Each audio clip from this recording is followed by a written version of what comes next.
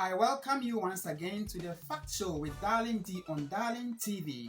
Today we are going to talk about Boko crisis and what Ghanaians need to know. In the past couple of months, the beautiful Upper East town of Boko has been in the news for bad reasons. Once again, violence conflict erupted between Kusasis and Mamprosis. There was a fierce gun battle resulting in the loss of several lives. The security services had to be deployed at a huge cost to the state. Resources that could have been used for the development of the area have had to be redeployed for maintaining peace and order. Well-meaning Ghanaians across the country have expressed legitimate concerns about the situation. Given the legitimate public concerns about the situation in Boko, it is important to let the people of Ghana know some basic facts about the issues. Such basic facts will help the people of Ghana understand that the conflict in Boko has been the result of criminal acts by some recalcitrant persons in the area and not a dispute over chieftaincy. This is because there cannot be a dispute over a chieftaincy position that is not in dispute. And I wish to aid all Ghanaians, especially those who are not familiar with Boko and the crisis, to have a better insight of it. It is important to start with the basic information about the local, traditional, and geopolitics of Boko. Boko is the capital of the Kosak traditional area. The Kosak traditional area spans 6 political districts and 6 constituencies. The constituencies are Zebila constituency, Binduri constituency, Boko Central constituency, Pusiga constituency, Garu constituency, and then Timpani constituency. All the 6 districts and constituencies that make up the Kosak traditional area are populated predominantly by the indigenous Kosasi people. Indeed, the Kosasis constitute the biggest single ethnic group in the whole of the Upper East region. People have argued that per their share size, it is not surprising that all the 3 ministers from the Upper East region in the current government, the Regional Minister, Honorable Stephen Yakubu, Deputy Works and Housing Minister, Honorable Abanga Abdullahi, and Deputy Information Minister, Honorable Fatih Abubakar, are all Kosasis.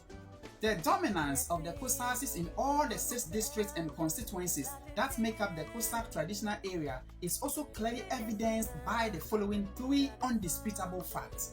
1. Kosa, the language of the Kosasis, is the dominant and main language spoken in all the 6 districts and constituencies. 2. Due to their large population and dominance of the area, persons elected as members of parliament from 6 constituencies are often Kosasis or persons with strong links or bonding with the Kosasis. The current parliament, for example, has the following. Zebila constituency is Honorable Cletus Avoka, a Kosasi. Binduri constituency is Honorable Abanga Abdullahi, a Kosasi. Boko Central constituency is Honorable Mahama Ayaruga, a Kosasi. Garu constituency is Honorable Albert Alazoga, a Kosasi.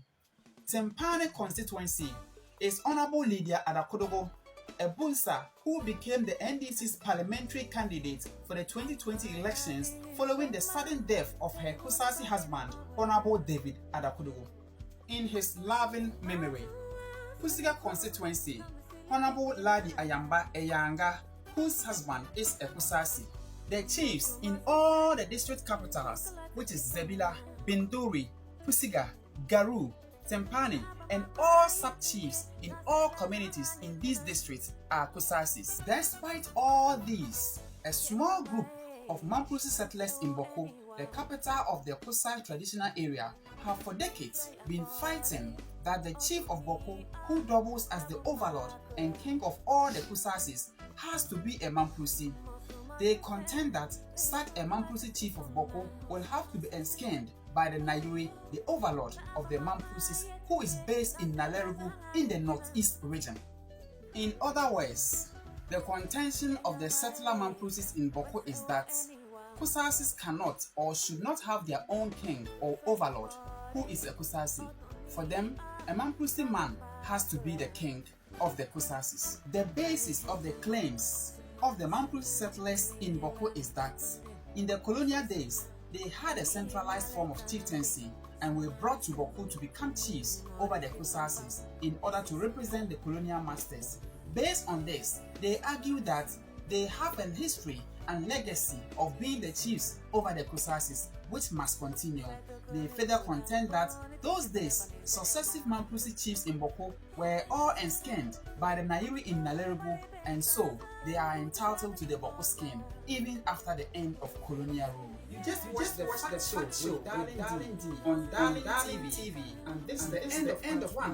What you need to know about the conflict. We'll be back next time with the part 2, which is the Kusasis claim, the facts, and the burning questions. Have a nice time.